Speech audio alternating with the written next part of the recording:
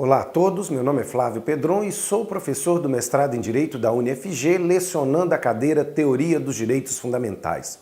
Eu gostaria de hoje conversar com os senhores acerca de um tema extremamente importante que se encontra nas pautas da mídia: a criminalização pelo julgamento do Supremo Tribunal Federal acerca da homofobia. Bom, o que a gente tem que entender aqui? Desse julgamento, o que nós vamos assistir é exatamente a propositura de uma ação que discute a possibilidade de estendermos a interpretação constitucional do crime de racismo para o crime de homofobia. Uma coisa que precisa ficar muito bem clara é que o crime de racismo ele não pode ser lido em sua literalidade. O crime de racismo, quando ele foi colocado pelo Constituinte, na Constituição de 88, ele visava erradicar todas as modalidades de discriminação.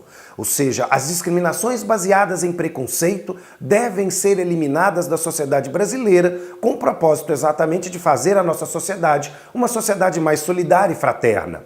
O grande desafio que o Supremo tem, então, às suas mãos é, acompanhando um julgamento no qual o Supremo Tribunal Federal, no HC 84242, decidiu que também a liberdade religiosa outrora poderia ser considerada motivo para a punição do crime de racismo.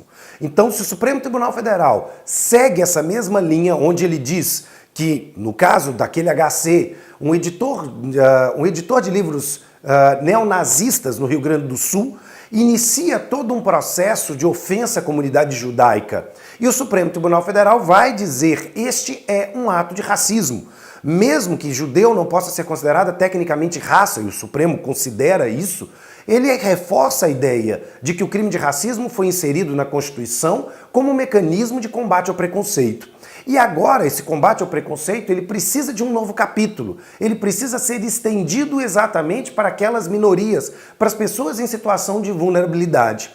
Dentro desse mecanismo, o Supremo então busca, através da discussão da ação de controle de constitucionalidade, entender que por racismo devemos pôr, já foi estabelecido, a questão religiosa, a diferença de gênero e agora a questão de opção sexual.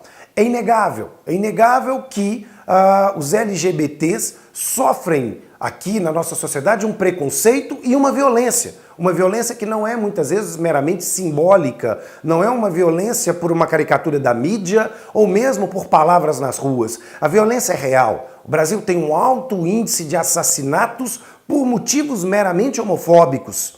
E em razão disso é que se vai ao Supremo Tribunal Federal pleitear aqui o respeito a essa categoria, a essas pessoas. E dentro dessa dinâmica, o Supremo está produzindo essa decisão. O que é importante é que a decisão ainda não acabou, o processo não se finalizou. O que nós temos é um julgamento onde parte do Supremo Tribunal Federal, seguindo a relatoria do ministro Celso de Mello, entende pela possibilidade de produção, então, dessa equiparação. Essa equiparação ela é criticada.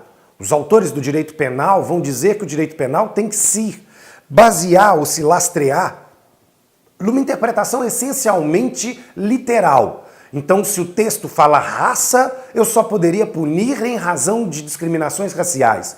Entretanto, esta não é a lógica. Essa não é a lógica da tradição brasileira, essa não é a lógica da própria jurisprudência do Supremo Tribunal Federal e tampouco este é o fim imaginado pela Constituição de 88. A Constituição Cidadã, como ela é conhecida por nós, ela exatamente busca aqui incluir no universo social o maior número possível de pessoas, o maior número possível de brasileiros. E por isso o Supremo está escrevendo nesse momento um passo extremamente importante da nossa história. Independente desse resultado, se ele seguir ou não pela criminalização, ele provoca em nós pensar, ele provoca em nós o desenvolvimento de um senso crítico e, consequentemente, vai conduzir a uma mudança de postura. Essa decisão e tantas outras decisões, discutindo aqui o direito de igualdade, dignidade humana e de respeito, é o ponto fundamental da nossa disciplina em Direitos Fundamentais aqui no mestrado da UniFG. Fica aqui então, mais uma vez, o meu convite para a gente pensar o direito da igualdade, para a gente pensar exatamente a construção de mecanismos que vão coibir a discriminação. Fica um grande abraço e até a próxima.